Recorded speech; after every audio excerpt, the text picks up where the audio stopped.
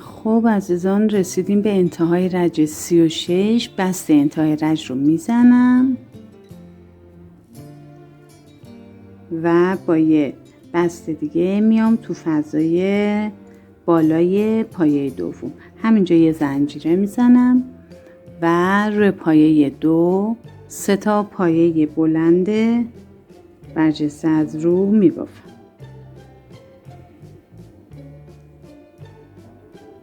دو و پایه سوم.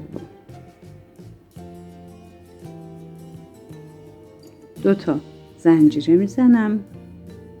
میرسیم به این پایه بلندم. رو پایه بلند اولم 2 تا پایه بلند برجسته از رو میبافم.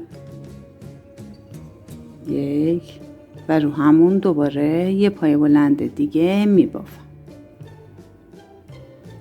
روی این آخری هم به همین صورت 2 تا پایه بلند بعد بافیم. روی این 5 تا پایه کوتاه میبافم، یعنی رو قسمت گندمیش. 1 پایه کوتاه، 2 3 4 و 5مین پایه کوتاه. روی آخری مشابه همون اول 2 تا پایه بلند برجسته از رو میبافم. 2 تا زنجیره میزنم. میرسیم به این 3 پایه. روی پایه وسط طبق معمول 3 تا پایه بلند برجسته از رو میبافم.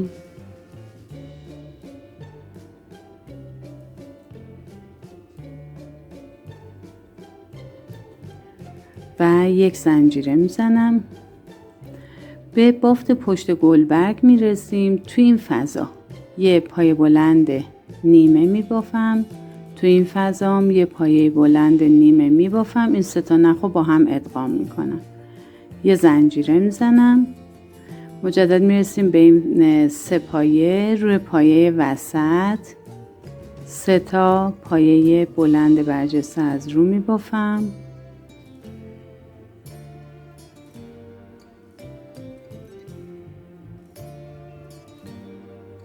دو تا زنجیره و مجدد روی این پایه بلندامون. ببینید کارمون به این شکل میشه. کارمون به این شکل از اینجا تا این قسمت مشابه. تکرارش و تکرار همین بافت توی کل مسیر انجام میشه. پس ببافید تا انتهای رج 37. شروع رج 38 بست انتهای رج 37 رو میزنیم. با یه بست میام روی پایه دوم، یه زنجیره میزنم. روی پایه دوم 3 تا پایه بلند برجسته از رو میبافم مشابه رج‌های قبل. 2 تا زنجیره میزنم. میرسیم به این سری پایه بلندامون. رو پایه بلند اول 1 پایه بلند برجسته از رو. روی پایه بلند دوم 2 تا پایه بلند برجسته از رو میبافیم. خب بافت این پایه کوتاه به این صورته که پایه کوتاه اول رو روش یه پایه کوتاه میبافم. پایه کوتاه دوم رو هم پایه کوتاه میبافم. پایه کوتاه سوم باید ذرتی ببافم. ذرتی های من با 4 تا پایه بلنده. تا 4 تا پایه بلند میبافم و تبدیلش میکنم به ذرتی.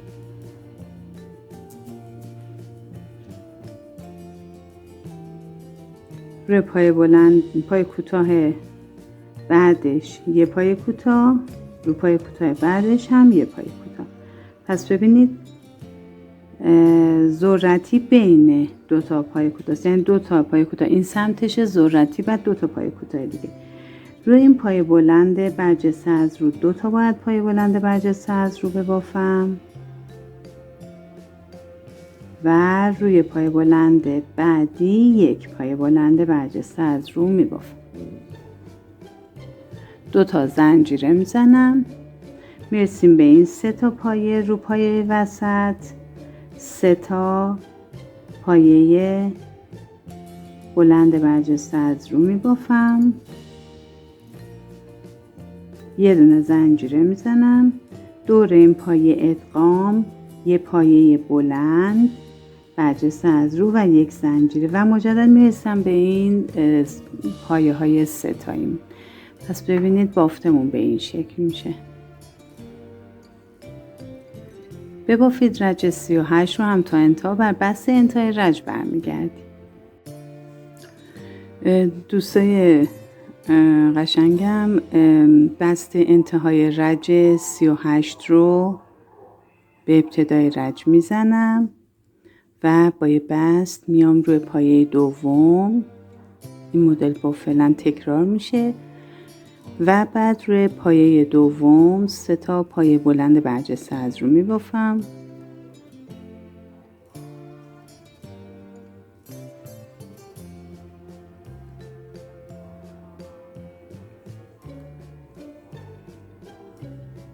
دو تا زنجیره میزنم. خب ببینید این قسمت بافتمون ما رج قبل یه دونه اینجا پایه داشتیم و 2 تا کنار هم روی پایه دوم. حالا پایه اول و دوم رو ادغام میکنم، یعنی با 2 تا پایه بلند نیمه‌ای که روی هر کدومشون یه دونه میبافم ادغام میشه. 3 تا نخو ادغام میکنم. روی پایه آخر باید 2 تا پایه بلند برجسته از رو کنار هم دیگه ببافم.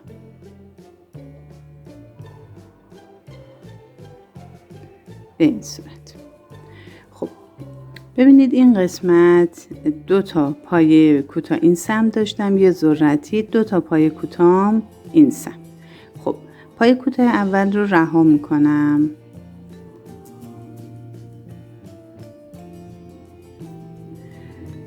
پایه کوتاه اول رو رها میکنم، این پایه کوتاه رو روش پایه کوتاه میبافم روی ذرتی. ببینید گندمی ذرتی رو میگیرم، روش پایه کوتاه میبافم. این قلاب من یه مقدار نوکش تیزه، گیر میکنه و همین پایه کوتاهی که کنار ذرتی رو میبافم. پایه کوتاه آخر رها میشه. پس ببینیم ما تو این قسمت جمعاً فقط 3 تا پایه کوتاه میبافیم. میرسیم به این پایه بلند. پایه بلند داخلی رو 2 تا باید روش ببافم، 2 تا پایه بلند برجسته از روش میبافم و این 2 تا پایه بلند رو ادغام میکنم. 2 تا پایه بلند نیمه روشون میبافم و 3 تا نخو با هم دیگه ادغام میکنم. ببینید بافتمون به این شکل میشه. 2 تا زنجیره میزنم، میرسیم به این 3 پایه ها. روی پایه وسط طبق بافتای قبلیمون 3 تا پایه بلند برجسته از رو میبافم. ببخشید من نخم گیر کرده، یه لحظه اینو آزاد کنم.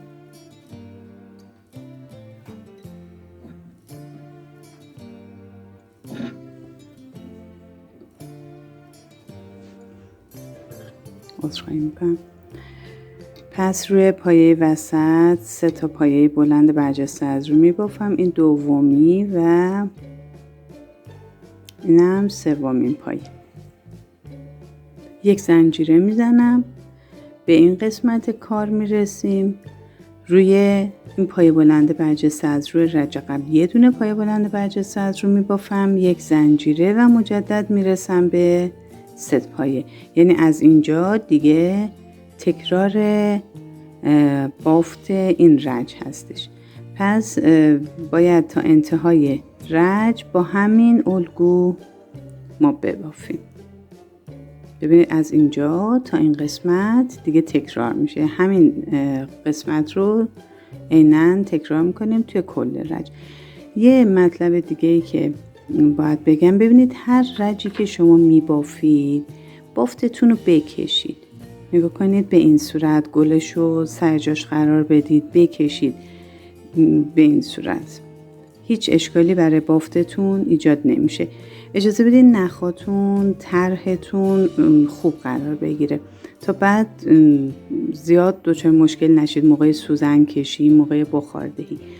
من لینک آموزش رو همین قسمت، لینک آموزش بخاردهی و سوزن کشی رو تو همین قسمت میذارم براتون که بتونید اگه تمایل داشتید استفاده بکنید و اون موردم داشته باشید آموزششو. ببافید تا انتهای رج 38. خوب رسیدیم به انتهای رج 39. بست انتهای رج رو مثل همیشه میزنیم. با یه بست میام روی پایه دوم، یه زنجیره میزنم و روی پایه دوم 3 تا پایه بلند برجسته از رو طبق بافتای قبلیمون میبافم.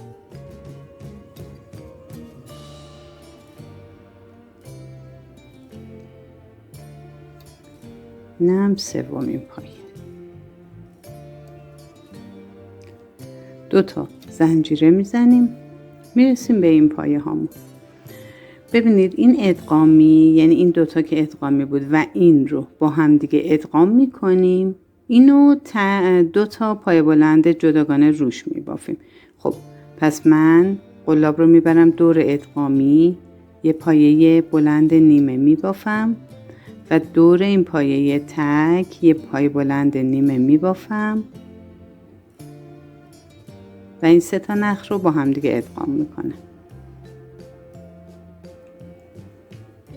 بعد دور این پایه بلند آخری که داخلی هست 2 تا پایه بلند جداگانه بافته میشه.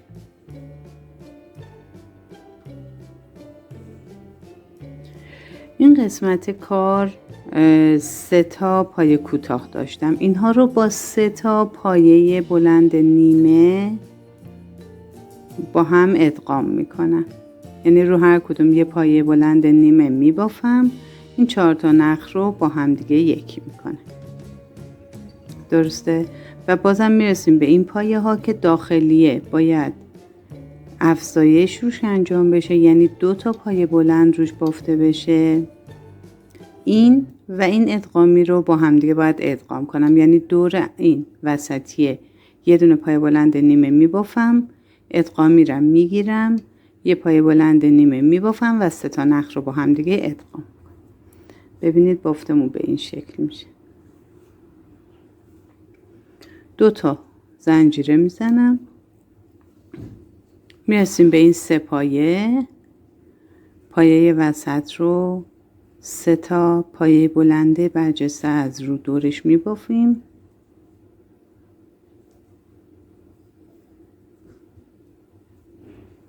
یه زنجیره دور این تک پایه بلند یه پایه بلند برجسته از رو میبافم، یک زنجیره و مجدد به این 3 تا پایه میرسم که از ابتدای رج آموزشش رو دیدیم که روی وسطی 3 تا پایه بلند برجسته از رو میبافم. ببینید بافتمون به این شکل شد از ابتدای رج که این قسمته تا اینجا. ببافید تا انتهای رج 40.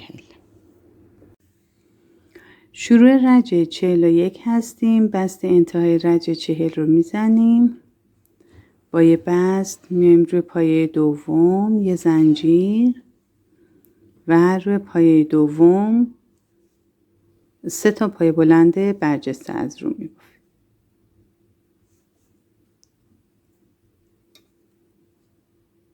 و سومین پایه 2 تا زنجیره میزنم. خب ببینید این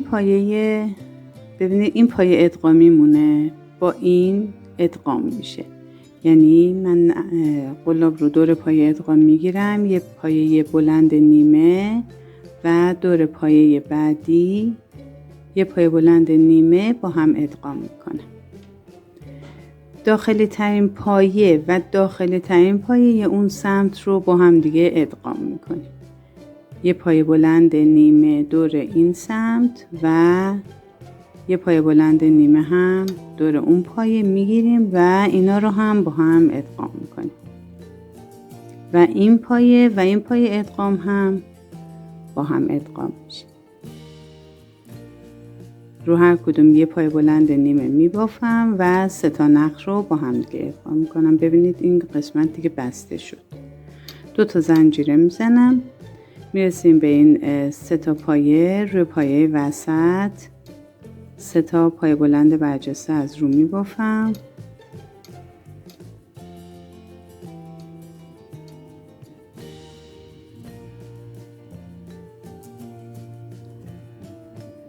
دو تا زنجیره میزنم، دور این پایه یه پایه بلند میبافم، 2 زنجیره، یه پایه بلند دیگه همونجا میبافم و 2 زنجیره میزنم و مجدد میرسم به این 3 تا پایه. ببینید بافتمون به این شکل شد. تا انتهای رج 41 با همین الگو ببافید. برای بست انتهای رج برمیگردیم. به رج 42 رسیدیم. بست انتهای رج 41 رو میزنم، با یه بست به پایه دوم میرم و یه زنجیره میزنم. روی پایه دوم 3 تا پایه بلند برجسته از رو میبافم.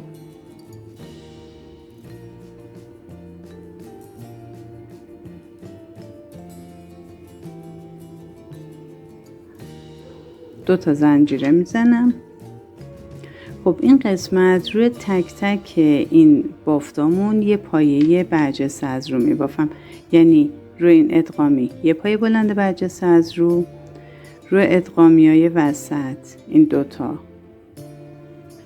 یه پایه بلند برجسته از رو و روی این 2 تا ادغامی آخرم یه پایه بلند برجسته از رو. به این صورت میشه. 2 تا زنجیره میزنم. این 3 تا پایه روی پایه وسط 3 تا پایه بلند برجسته از رو میبافم.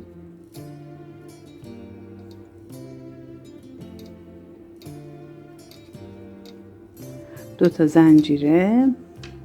توی این قسمت دور این یه پایه بلند برجسته از رو میبافم، یه زنجیره. داخل این فضای 2 زنجیره یه پایه بلند برجسته از روی یه زنجیره، دوباره داخلش یه پایه بلند ساده، یه زنجیره، پایه بلند ساده دیگه یه زنجیره و یه پایه بلند دیگه یه زنجیره و بعد دور این پایه بلند برجسته از رو میبافم و 2 زنجیره‌شو میزنم. ببینید به این شکل میشه کار. اینجا که هر کدوم جداگانه است، اینم که طبق معمول بافته میشه. اینجا روی این بلند برجسته از رو میبافم یه زنجیره و 3 تا پایه بلند داخلش میبافم با حد فاصله 1 زنجیره. زنجیره آخر رو میزنم، این بلند برجسته از رو رم میبافم، 2 تا زنجیره رو میزنم و مجدد میرم روی این 3 پایه که رو وسطیش 3 تا پایه بلند برجسته از رو میبافم. به این شکل میشه. تا انتهای رج ببافید. بر بست انتهای رج برمیگردیم.